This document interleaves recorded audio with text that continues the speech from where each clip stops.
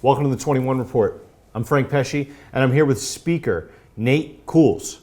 Nate is an advocate for traditional family values, among many other things. Nate, how are you? Thank you so much for having me here. Absolutely. I'm doing great. I'm loving the convention. It's great to be around like-minded men. This is the first time you've attended the 21 Summit? Yes. I actually recently found out about it, and I was like, all the years I've missed. Is it all you ever hoped that it would be? Oh yeah. Excellent men, excellent talks. It's Okay. really fantastic. Fantastic. So you think it's a good place for men to come and visit and get exposure to other men, ideas, content creators? Absolutely. I would say any man who is trying to find himself in the world, whether it doesn't matter if it's the midlife crisis or it's the just out of high school or anything like that, I would say this would be a great place to not feel like you're fighting the fight alone, like so many do in the world today, because you feel the support of like-minded men who are trying to mentor you and bring you up, not in a condescending way, but in a supporting way. Understood. So as we were talking a little bit before the interview, I understand that you're a veteran, you're an entrepreneur, you're an advocate for family values. You've taken your family to RV life. You guys have traveled the country doing life together, and you have a family that fulfills traditional family roles and values. Yes, I'm very blessed. We've been together almost 16 years now. December will be 16 years. Dating since I was 15. And we have 10 children. Our youngest is 6 weeks. 10 children. Yeah. Well, congratulations. Congratulations. It's a lot of fun. Yes. It's the best. I've been, after the military, I decided I was tired of working for people. And so I would make my own business. And I did that for a lot of years and made a couple different businesses. Some worked, some didn't.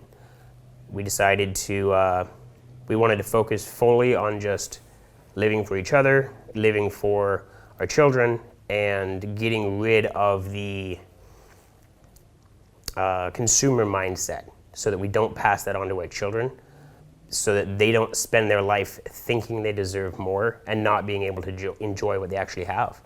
Understood. And that's pretty What much was your speech about? traditional family values, the traditional biblical gender roles. Man is the head, woman is the follower, and then, just kind of my story, how we got there. And I used some examples from biblical characters such as Moses, Noah, and the Holy Family, Mary and Joseph, as to these are people who showed us how we can live this way without anyone controlling or dominating in the sense that the world thinks dominating, when a man's supposed to dominate in the marriage, but only in the biblical sense that Christ dominated as the head of humanity by showing, I am the head, I am in charge, I have dominion and control over everyone, and he goes and he washes the feet of his disciples. True dominion, ruling your dominion of your own self as a man, is serving your family in protection and providing. And so when you do that, it's kind of the gist of my whole talk, you create an environment that keeps the woman from having to deal with the nastiness of the world to a degree, so that she can flourish and become whatever she wants to be, whether that's a mother or maybe that is a career. Whatever that happens to be, she can become exactly what she wants to become without having to feel like she's something else, has to be something else. When we both fulfill our own roles, we complement each other, and it works out a lot better. Fantastic. So what does a day in the life of your family look like? Usually I try and get up with the wife between 5 and 6, and so we have at least an hour or so before the kids get up, get some kind of a workout in, put coffee on, pretty important, with all the kids, and then we'll get breakfast started. So, kind of a discussion on how we want the day to go, what is our focus in homeschooling for that day, things like that, and then kids start waking up and assign the older ones to take care of the younger ones, move into Bible study, and get the kids outside before noon, make sure they get a lot of sun, exercise, and then we do a lot of practical skills. We like to call our little bus school the school of life. It's not a school of grades. It's not a school of here's a stamp for a good mark because you did good equations. We do the equations, we do the grammar, we do the history, sciences, but how does that equate out into the real world? We want you to have life skills. How do you work? How do you interact with people, older, younger, different sex, so on and so forth. So where does the socialization aspect come in for your children? Right. We have quite a few good families, like Elliot, like I mentioned earlier. His family, awesome influence. We have a lot of good family friends from church, and we've met other families, mostly from the churches we've been stopping at around the country. So we have, it's kind of like cousins in every city all across the nation now that we bounce across and we go see. Gotcha. So they get a lot of interaction. Do you gauge your children's screen time? Do you have rules that surround that kind of stuff? Very much. We do not allow free internet access for any of our children. Now, granted, my oldest is only 14. She's not that old. But we monitor everything before it's fed to them. And the reason we do this is because we believe after they head out into the world on their own, we'll teach them how to use all the basic functions of your computer and your search engine and your editing and your all of these things, but no free internet access, because once you go out into the world, they have the rest of their life to have as much as they want, and it's going to be crammed down their throat. We live in a digital age. We only have a few years here to instill healthy values before they're fed everything else. So right now, monitor it. How do you monitor it? We just don't give them screens. The only time that they're available to have screens or use them is when we're next to them. And so we get to make sure they only see the information that we want them to see, and they don't get all the nastiness that's out there today, especially for young boys and whatnot. Sure. So real talk. Yeah. Modern times, modern society, parents are on their cell phones all the time too. Right. Or on their screens all the time too. Right. How do you sit next to your children on the couch and as they use the screen, monitor every piece of content that's coming across? It would be something more along the lines of we'll pick a movie for them or a show, and they were watching the old 50s show Leave It to Beaver the other night. So we just turned it on and we'll let them watch, and then my wife and I can kind of sit off to the side and have a discussion for the evening or whatever. Okay. In that regard. Okay, all right, so it's truly curated content. It's not free open source, here's a iPhone, get to work and just watch TikTok. No, social media is not allowed. Social media is not allowed? No. Your oldest is 14, is that what you said? Yeah. Okay, gotcha. Do you get resistance from your 14-year-old about access to the cell phone or the internet?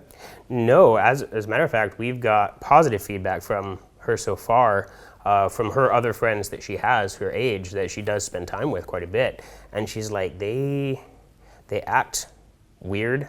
They have a hard time holding a conversation because they're always wanting to check their device. Right. So, and she's like, that just seems wrong to me because as an adult, you still have to have conversations. You still have to interact with people. You have to change the diaper. You have to be able to disconnect to do life things, and these girls don't seem to be able to do that. So she's like, no, I'm good with this.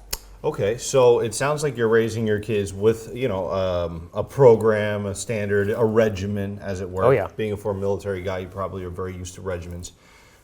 You guys obviously do family Bible study together. You talked about biblical family values. Yep. What does that look like?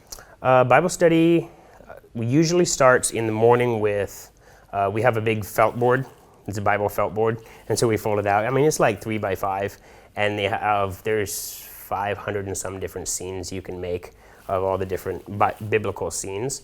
And so we'll make the biblical scene for that day that comes from the daily readings of daily mass for that day. And then I will read, or my wife will read, the readings while we explain the picture. And then we give each one of the kids, all of the younger ones, a chance to go change the scene and make it their own. Okay. And then try and explain the scene as best as they can. That goes all the way down to our 3-year-old. And they love it. So it reaches the visual and the tangible and the audible. So all of the different learning styles are engaged. And then while the little ones are napping, the older ones are doing their math and their sciences and their history and things of that nature. Interesting. I like it. You mentioned that you were interested in becoming a speaker, a content creator. You were putting energy in that direction. Mm-hmm. What is your message to the world? everybody agrees that the world's kind of going to hell in a handbasket as far as all the mainstream narrative and just the illogical things that they're throwing out there. Then they're trying to, make homosexual marriage the norm. They're trying to make men be pregnant. Like, it's so far out there. I think we need strong voices in the opposite direction saying, no, we need to go counterculture, which at this point is just turning the clock back 75 years. And you have a man and a woman taking care of their children, building that microcosm of structure back solid so that we can begin to re-establish a healthy society. Understood. Do you think it's important for men and women, for that matter, to come to events like this, particularly the 21 Summit? I think it is. I really think it is. And the reason I think it is because you have all day, every day, you're getting CNN, you're getting Fox News, you're getting all this stuff blasted in your face. And what they're like, as far as I'm concerned, they're kind of sitting on both sides. They're reaching the point of extremism on both ends. And so there's just this division constantly fighting. And so when you come to something like this, people have different viewpoints, but we're all fighting for the same thing. So it brings that sense of unity back to your values, which is I think is pretty needed. Awesome. Where can people find you? Where do people find me? Nate_Cools on Instagram. I think my wife has an Instagram she calls 11 on a big green bus, because my bus is like neon green. And so that's also an Instagram. And then Nate Cools is a YouTube channel. It's rather outdated, but we're working on it. Fantastic. With the 21 Report, I'm Frank Pesci, here with Nate Cools, speaker, traditional family advocate, and all-around interesting guy. Thanks for joining. Thank you so much.